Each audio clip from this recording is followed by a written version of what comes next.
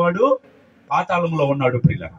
అయితే ఇక్కడ మనము 4 ప్లేసులు ఉన్నాయి. ఒకటి ఏంటంటే పరలోకము, నరకము, రెండవది పరదేశి, పాతాళము. యేసు ప్రభు రెండవ రాకడికి రాకముందు ఇప్పటి వరకు మృతి చెందిన వారు దేవుని నందు మృతి చెందిన వారందరూ కూడా పరదేశంలో ఉంటారు. దేవుని నమ్మని వారు పాతాళంలో ఉంటారు. ప్రభు అయిన యేసు ఆ రెండో రాకడ మధ్యాకాశానికి వచ్చినప్పుడు మృతి చెందిన వారందరూ మొదటిగా లేస్తారు. ఆ తర్వాత సజీవులుగా ఉన్నటువంటి మనందరం కూడా, అంటే ఆ సమయంలో ఎవరు సజీవులుగా ఉంటే వారు లెగుస్తారు. అప్పుడు తీర్పు తీర్చిన తర్వాత పరలోకము, నరకం అనేటువంటిది. ఇప్పుడే కాదు. చాలా మంది ఏమంటారంటే చచ్చిపోగానే పరలోకానికి వెళ్ళిపోయాడు, దేవుని దగ్గరికి వెళ్ళాడు అంటారు. తెలియక. కరెక్ట్ కాదది కదా. దేవుడు వచ్చి తీర్పు తీర్చి అప్పుడు అక్కడికి తీసుకొని వెళ్తాడు పిల్లలు. కాబట్టి ఇప్పుడు బ్రతికున్నటువంటి మనం ప్రసంగిలో రాయబడింది 9వ అధ్యాయం 5వ వచనం ఎవరైనా చదవండి దయచేసి. ప్రసంగి 9వ అధ్యాయము 5వ వచనంలో బ్రతికి ఉన్నటువంటి మనందరము చచ్చిపోతామని తెలుసు. హల్లెలూయా. ఎంతమంది తెలుసు? చెయ్యొత్తాల.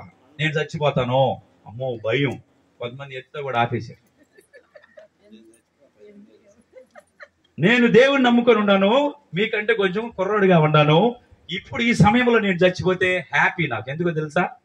ఈ బాధలు, ఈ శ్రమలు, ఈ కష్టాలు, వేదనలు, ఈ రోగాలు ఇవన్నీ ఇని చూసి వద్దు. దేవుడు పరలోక రాజ్యం ఇస్తే ఇప్పుడు రెడీ నేను. హల్లెలూయా. మీరు రెడీయా? సిద్ధమా అని అడుగుతున్నారు. మీరు సిద్ధమా? దేనికి?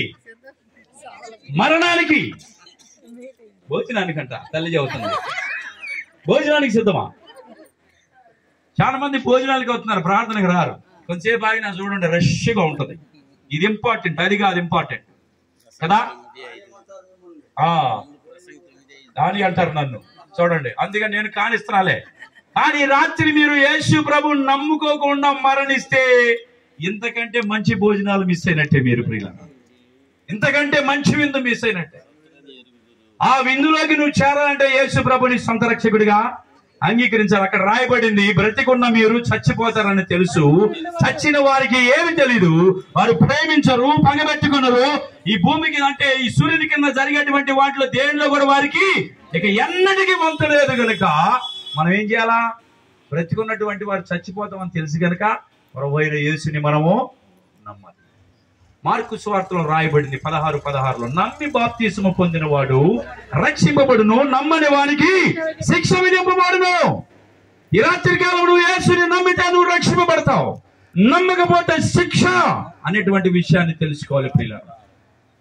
మనందరం కూడా తెలుసుకోవాలి. యేసు ప్రభు నీ కొరకు పరలోకం నుంచి దిగి వచ్చి మృతి చెంది కల్వరి సిలువ రక్తము కార్చి మనందరిని కూడా ఆయన విమోచించి ఆయన రక్తముతో కొని మనందరినీ పరలోకానికి తీసుకెళ్లాలని ఆశపడుతున్నటువంటి ఆ దేవుని యొక్క దప్పికను మనము ఆయన సిలువలో చెప్పాడు, నేను దప్పికొని ఉన్నాను. చాలా మంది అనుకున్నారు ఆయనకి దాహం అవుతుంది కావునని గబగబా నీళ్లు ఇద్దామని ఆ చేదు చిరకను తీసుకుని వెళ్ళి పెట్టారు. దప్పికొని ఉన్నానంటే ఇప్పుడు దాకా అంత చేసిన ఈ లోకం కొరకు, ఈ ప్రజల కొరకు, చివరికి ఏంటంటే నా దప్పిక ఏంటంటే మీరందరూ కూడా రక్షింపబడాలి. అదే నా ఆత్మల దప్పిక. ఇప్పుడు ఆయన దప్పిక తీరాలంటే మనందరం యేసుని నమ్మితేనే ఆయన దప్పిక తీరది. ఆత్మల దప్పిక అది కనుక మనం ఆయన నమ్మితే మన యొక్క ఆత్మలు కనుక రక్షింపబడితే ఆయన దప్పికను మనము తీర్చిన వారు అవుతాం.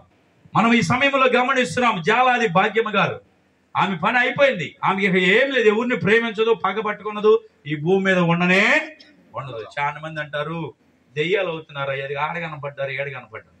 బైబిల్ నమ్మినటువంటి వారము ఏ మనిషి చనిపోయినటువంటి వారికి భూమి మీద ఎలాంటి సంబంధం లేదని ఇప్పుడే చదివాము.